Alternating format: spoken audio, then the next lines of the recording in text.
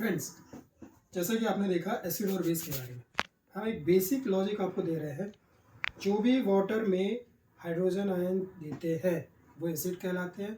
जो भी वाटर में, या जिसको जलीय विलयन भी कहते हैं, तो उसमें अगर OH माइनस हाइड्रोक्साइड आयन देते हैं तो उसे बेस कहते हैं।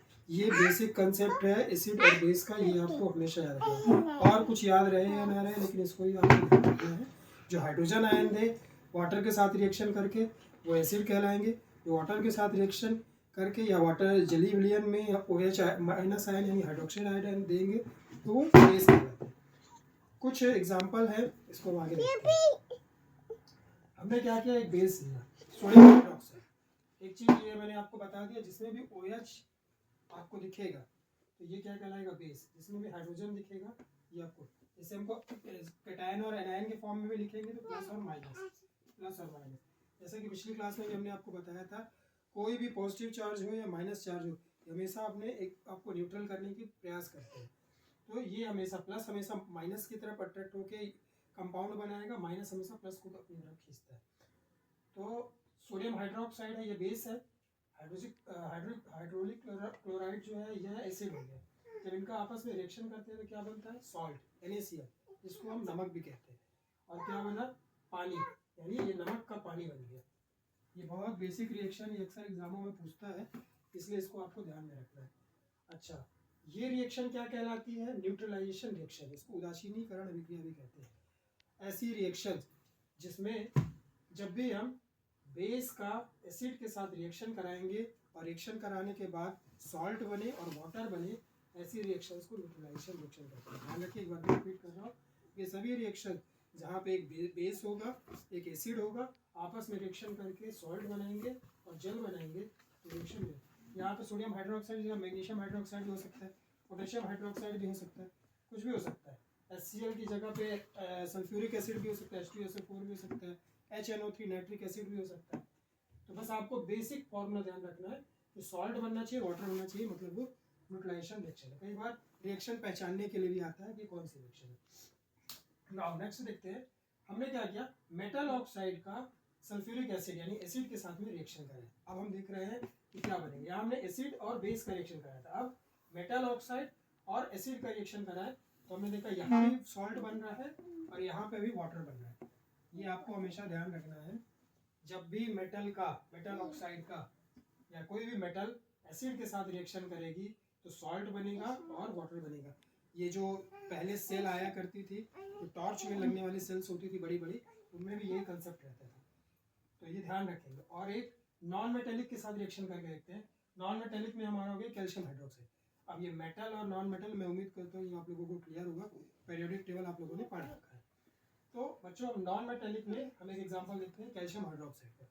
कैल्शियम हाइड्रोक्साइड जब हमने इसकी कार्बन डाइऑक्साइड के साथ रिएक्शन कराई तो हमने क्या देखा, CaCO3 बना और वाटर निकला। CaCO3 हमारा हो गया सॉल्ट। कैल्शियम हाइड्रोक्साइड, जैसे पिछली क्लास में हमने आपको बताया, इसको लाइम वाटर भी कहते हैं। और कैल्शियम कार्बोनेट को हम बोलते हैं लाइम स्टोन। हमने ये भी आपको बताया था कि संगमरमर का भी फॉर्मूला कैल्शियम कार्बोनेट होता है। संगमरमर हो गया या लाइम स्टोन होगा, ये कैल्शियम के कार्बोनेट के अलग अलग फॉर्म होते हैं। तो ये भी कई बार एग्जाम में पूछते हैं कि संगमरमर का फॉर्मूला क्या है, ये ध्यान रखना, ये कैल्शियम कार्बोनेट ही होता है। तो यहाँ भी हम क्या देख रहे हैं, एक नॉन मेटेलिक कार्बन डाइऑक्साइड यहाँ पे ऐसे एसिड के रूप में है। एसिड जब एक नॉन मेटेलिक एक एसिड के साथ रिएक्शन कर रहा है तो भी सॉल्ट और वाटर बन रहा है। तो हमारा एक कॉमन कंक्लूजन क्या निकल गया कि जब मेटेलिक हो या नॉन मेटेलिक हो, जब भी एसिड के साथ में रिएक्शन करेंगे तो हमेशा सॉल्ट बनेगा और वाटर बनेगा। ये आपको ध्यान में रखना है। दो चीज मैंने बताया, एक एसिड और बेस का रिएक्शन कराया तो मैंने सॉल्ट और वाटर बताया, और मेटेलिक या नॉन मेटेलिक हो तो जब एसिड के साथ में रिएक्शन कर रहे हैं तो सॉल्ट और वाटर बना रहे हैं, ध्यान रखना है। ठीक है। अच्छा, ये कंसेप्ट है, इसी वजह से आपने देखा होगा कि पीतल हो या तांबा हो, तांबा का मतलब क्या होता है, कॉपर। ठीक है। तो इनके जो क्या बोलते हैं बर्तन होते हैं, उसमें खट्टे पदार्थों को, खट्टी चीज़ों, घर में भी आपने देखा होगा मम्मी लोग जो है खट्टी चीज़ों को, दही वही को, इसको इन बर्तनों में नहीं रखते। क्यों नहीं रखते, ये आपको बताएंगे कि रिएक्शन होगा, रिएक्शन के बाद सॉल्ट बन जाएगा, स्वाद चेंज हो जाएगा। ठीक है, होपफुली क्लियर है, ये भी एग्जाम में पूछता है। इतनी छोटी सी चीज़ में आप ये ध्यान रखिए, एग्जाम में बहुत क्वेश्चन पूछता है, इसको बहुत अच्छे से समझना होगा। अच्छा, एक चीज़ हम अब देखेंगे कि एसिड और बेस में ऐसी क्या क्या प्रॉपर्टीज होती है जो सिमिलर होती है।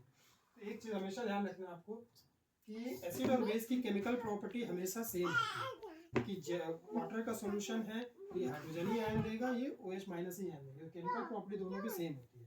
यहाँ भी आपने देखा कि केमिकल रिएक्शन के दौरान ये सॉल्ट बना लेते हैं और वाटर निकालते हैं। एक चीज़ हमेशा ध्यान रखना होगा, जब भी मेटल रिएक्शन करेगा, कौन एसिड हो चाहे बेस हो, मेटल के साथ रिएक्शन के दौरान हमेशा हाइड्रोजन गैस पैदा करता है, ये ध्यान रखना है। एग्जाम में क्वेश्चन आता है, एग्जाम्पल के लिए जैसे कॉपर है, कॉपर के हमने किसी एसिड के साथ रिएक्शन कराया तो कौन सी गैस निकलेगी। तो हमेशा आपको ध्यान रखना है कि यार कॉपर मुझे पता है ये तो मेटल है, तो मेटल की एसिड के साथ में रिएक्शन होगा या बेस के साथ में रिएक्शन होगा तो हमेशा हाइड्रोजन गैस आएगा। कोई नॉन मेटल है, कैल्शियम है, कैल्शियम का किसी एसिड HCl या NaOH के साथ में रिएक्शन होगा तो कौन सी गैस निकलेगी, हाइड्रोजन। ये आपको बिल्कुल क्लियर रहेगा। फिर वाटर में एसिड, हाँ ये हमने आपको बता दिया कि जब भी वाटर में एसिड को डालते हैं तो कैटायन के फॉर्म में नहीं रहता है H+ आयन, और जो वो है बेस रहता है वो OH माइनस है। एसिड हमेशा वाटर में इलेक्ट्रिसिटी फ्लो करता है, ये आपको ध्यान रखना है। कोई भी एसिड को जब भी वाटर में आप रखोगे तो इलेक्ट्रिसिटी फ्लो करता है। कहाँ से करता है, जो हमने बताया कि हाइड्रोजन+ आयन देता है एसिड, वाटर में हमेशा H+ आयन देता है, यहाँ हमने ऊपर में आपको बताया। तो ये H+ आयन जो होता है ना, ये जिम्मेदार होता है इलेक्ट्रिसिटी को फ्लो करने के लिए। जैसे ये देखिए कुछ एसिड के एग्जांपल दिखा रहे हैं, HCl हो गया हाइड्रोक्लोरिक एसिड, HNO3 हो गया, एसिटिक एसिड हो गया CH3COH। तो ये सब क्या करते हैं, इसमें cation anion, cation anion, cation anion, ये आप देख सकते हैं। ये सब वाटर में जब भी डालते हैं तो अपना H+ आयन छोड़ते हैं। यही H+ आयन जो है वाटर में, जो आपने देखा होगा ना कि पानी के बिजली के तार को अगर पानी में डाल दें तो उसमें इलेक्ट्रिसिटी फ्लो कैसे हो जाती है, उसका रीज़न ये है कि उसमें इतने सारे हाइड्रोजन आयन आ जाते हैं जो इलेक्ट्रिसिटी को फ्लो कर देते हैं, जो हमने आपको बताया यहाँ पे। अच्छा, अब ये हमने कुछ रिएक्शन यहाँ पे रखे बच्चों, ये आपको समझाने के लिए, इसको थोड़ा सा ध्यान देना होगा। इसको हमने अलग रखा था, थोड़ा बेसिक चीज़ है इसलिए बताने के लिए। जब भी हमने क्या किया, एक एग्जाम्पल लिया, एक टेस्ट ट्यूब लिया, टेस्ट ट्यूब में हमने क्या किया, जिंक के कुछ टुकड़े डाले। अब यहाँ जगह नहीं है इसलिए हम वहाँ पे फिगर नहीं बना पा रहे, आप इमेजिन करिए अपने दिमाग में, एक टेस्ट ट्यूब लिया, प्रैक्टिकल रूम में आपने टेस्ट ट्यूब लिया, टेस्ट ट्यूब में जिंक के टुकड़े डाले और उस टुकड़े में हमने क्या किया, सल्फ्यूरिक एसिड के सॉल्यूशन से उसको फिलअप कर दिया। तो सल्फ्यूरिक एसिड के सॉल्यूशन के साथ हमने फिलअप किया तो क्या हुआ कि कुछ गैस निकलना शुरू हुई।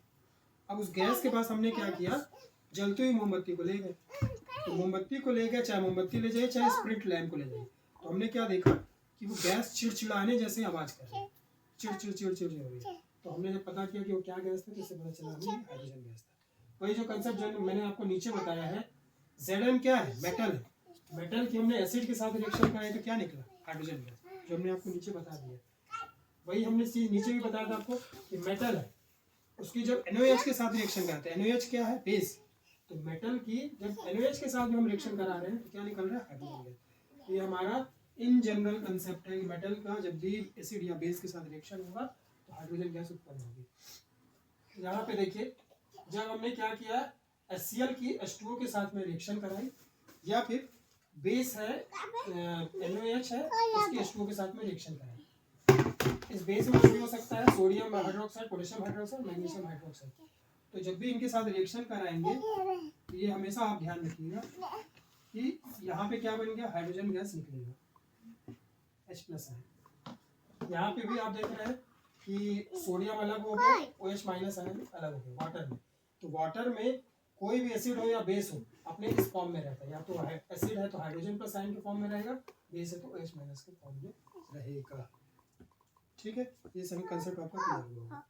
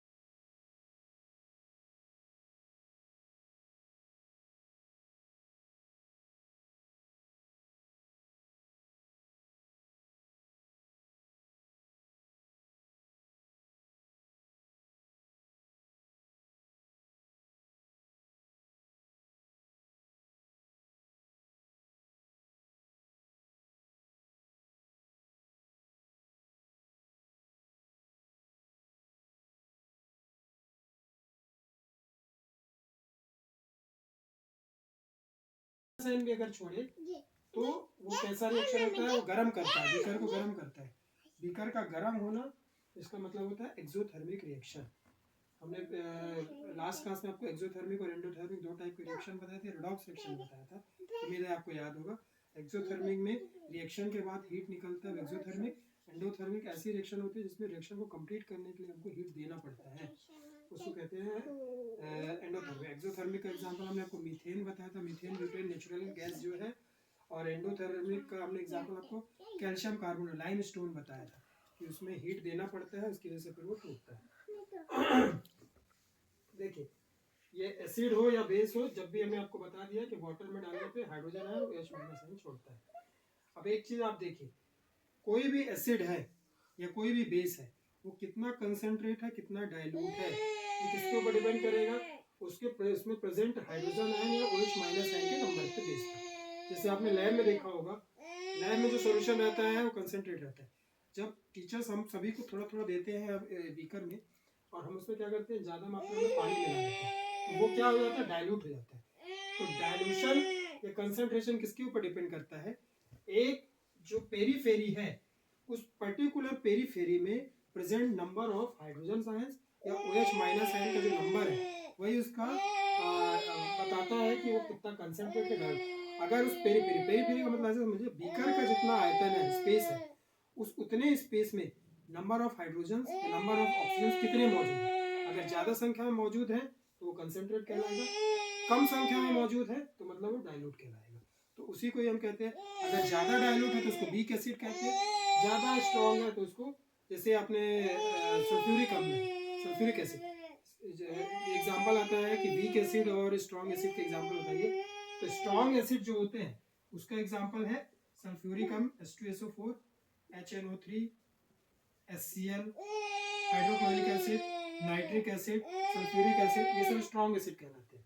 स्ट्रॉन्ग एसिड हमने बोला तो तुरंत आपके दिमाग में क्लिक होना चाहिए कि एक पेरीफेरी में प्रेजेंट, अब चूंकि ये एसिड है तो हाइड्रोजन आयन का नंबर ज्यादा है, तो यानी बहुत सारे हाइड्रोजन आयन, ये हमने दिखाया है, बहुत सारे हाइड्रोजन आयन आपस में एक साथ नजदीक नजदीक में, तो वो स्ट्रॉन्ग कहला गया।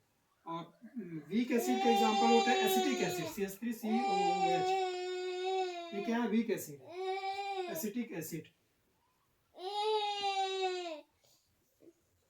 CH3COOH। तो इसका मतलब है वीक एसिड का नंबर ऑफ हाइड्रोजन आयन के इसमें नंबर्स कम है और OH- आयन के नंबर ज्यादा है। एक चीज ये भी आप ध्यान रखिएगा कि कोई भी एसिड वीक कब कहलाएगा, या तो उसमें हाइड्रोजन आयन कम रहेंगे या OH- आयन के नंबर ज्यादा रहेंगे। हाइड्रोजन आयन के कम रहेंगे, OH- ज्यादा रहेंगे, तो वो वीक कहलाएगा। सेम ऐसे ही बेस के लिए भी रहता है कि स्ट्रॉन्ग बेस तब है, जैसे स्ट्रॉन्ग बेस का एग्जांपल होता है सोडियम हाइड्रोक्साइड हो गया, potassium hydroxide, magnesium hydroxide, strong base कहलाते हैं। तो स्ट्रॉन्ग बेस है मतलब OH- आयन का नंबर ज्यादा है, वीक बेस है तो मतलब OH- आयन का नंबर कम। या ऐसा भी कह सकते हैं कि स्ट्रॉन्ग बेस है तो OH- आयन का नंबर ज्यादा है तो हाइड्रोजन आयन का नंबर कम है, और वीक बेस है इसका मतलब OH- आयन का नंबर कम है लेकिन हाइड्रोजन आयन का नंबर ज्यादा है। उम्मीद है आपको क्लियर हो गया होगा। किसी भी एसिड की या बेस की, अच्छा, एसिडिटी को चेक करने का एक पैमाना बनाया गया पीएच स्केल। कैसे पता चले कि वो कितना डाइल्यूट है, जैसे हमको तो एक सॉल्यूशन दे दिया गया, अब वो सॉल्यूशन कितना डाइल्यूट है कि कंसंट्रेट, हमको पता कैसे चलेगा, छू के तो पता कर नहीं सकते। तो उसके लिए एक स्केल बनाया गया, इसको कहा गया पीएच स्केल। ये पीएच जो होता है, इसका पी जो होता है, पी का मतलब होता है पुषांश, पोटेंज भी कहते हैं, जर्मन वर्ड होता है, इसका मतलब होता है पावर या शक्ति। क्या करते हैं, जब बीकर में सॉल्यूशन रहता है तो पीएच स्केल को उसमें डुबोते हैं, तो पीएच स्केल के कलर में चेंजेस आने लगते हैं। तो जिस कलर का होता है उससे पता चलता जाता है कि क्या कितना एसिडिटी है इसमें, कितनी बेसिसिटी है। पीएच स्केल के बारे में थोड़ा आपको जानकारी देते हैं। पीएच स्केल का जो नंबर होता है, एक ऐसा नॉर्मल जैसा हमारा स्केल है ना, वैसे ही होता है। इसमें 0 से चालू होता है ये, और 14 तक रहता है, और लगातार इसमें अलग अलग कलर रहते हैं। तो जैसा जैसा कलर आता जाता है उससे पता चलता जाता है इसका क्या नंबर है। तो एसिडिक 0 की तरफ जो रहता है ये एसिड नेचर होता है, और जितना आगे की तरफ बढ़ते जाते हैं तो बेस नेचर आ जाता है। बीच में 7 का जो पॉइंट होता है ये न्यूट्रल कहलाता है। हमारी जो बॉडी होती है हमारी बॉडी का अगर कोई पूछे कि पीएच मान लगभग कितना होता है तो 7 to 7.8 हमारी बॉडी का पीएच है, ध्यान रखिएगा। और अगर हमारे दांतों का पीएच 5.8 से कम हो जाए तो दांत जो होते हैं गिरने लगते हैं। ये भी आपको ध्यान में रखना चाहिए। तो और ये पता कैसे चलता है नंबर? ये स्केल का जैसे जैसे कलर होता है हर कलर का अपना एक नंबर है, पता चल जाता है कि इसका पीएच वैल्यू इतना है। ठीक है, जैसे जैसे देखिए यहाँ पे बताया गया है कि हाइड्रोजन आयन का नंबर एक स्पेशल